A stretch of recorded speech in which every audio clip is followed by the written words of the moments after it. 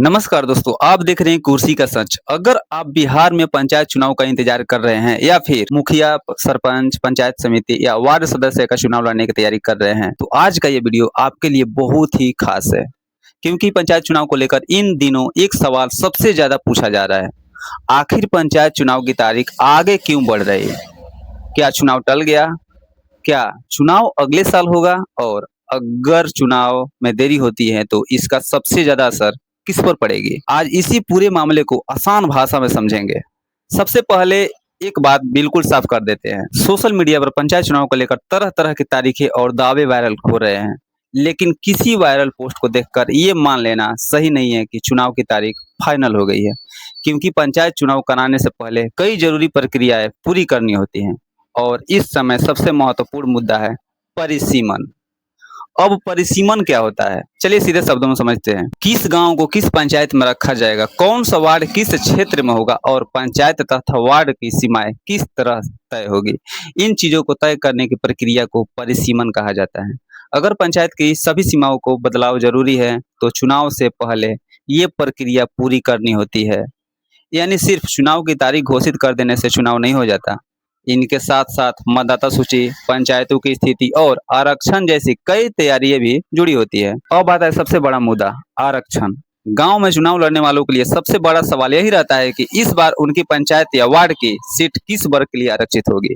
महिला, अनुसूचित जाति, अनुसूचित जनजाति या पिछड़ा वर्ग या सामान्य वर्ग के लिए। क्योंकि आरक्षण की स्थिति बदलते ही कई उम्मीदवारों का पूरा चुनावी रणनीति ही बदल सकता है। जिस व्यक्ति ने 5 साल में मुखिया बनने की तैयारी की हो, अगर उसकी सीट आरक्षित हो गई, तो उसे अपनी रणनीति बदलनी पड़ सकती है। और दूसरी तरफ जिस वर्ग के लिए सीट आरक्षित होगी, उस वर्ग के नए उम्मीदवारों के लिए चुनाव लड़ने का रास्ता खुल सकता है। अब सबसे बड़ा सवाल, क्या इसका मतलब यह है कि पंचायत चुनाव 2027 में ही होगा? इस सवाल पर अभी सावधानी जरूरी है। जब तक राज्य निर्वाचन आयोग की तरफ से अंतिम चुनाव कार्यक्रम जारी नहीं होता, तब तक सोशल मीडिया पर चल रही किसी भी तारीख को पक्की चुनाव तारीख मानना सही नहीं है।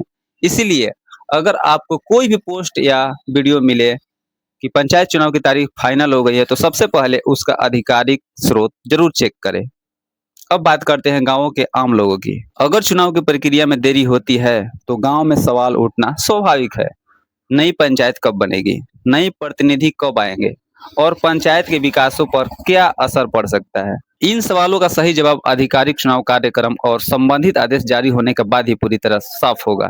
लेकिन एक बात तय है, पंचायत चुनाव लड़ने की तैयारी कर रहे लोगों के लिए अभी सबसे जरूरी है कि वे सिर्फ अफवाहों पर ध्यान ना दें। पहले ये देखिए कि आपकी पंचायत की परिसीमन क्या है, आपकी सीट की स्थिति क्या है और आरक्षण का अंतिम रोस्टर कब जारी होगा। क्योंकि पंचायत चुनाव में सिर्फ उम्मीदवार नहीं बदलते, कई बार पूरा रणनीति ही बदल जाता है। तो दोस्तों, कुल मिलाकर मामला सिर्फ चुनाव की तारीख का नहीं, असल सवाल है परिसीमन कब पूरा होगा, आरक्षण की स्थिति कब साफ होगी और अंतिम चुनाव कार्यक्रम कब जारी होगा।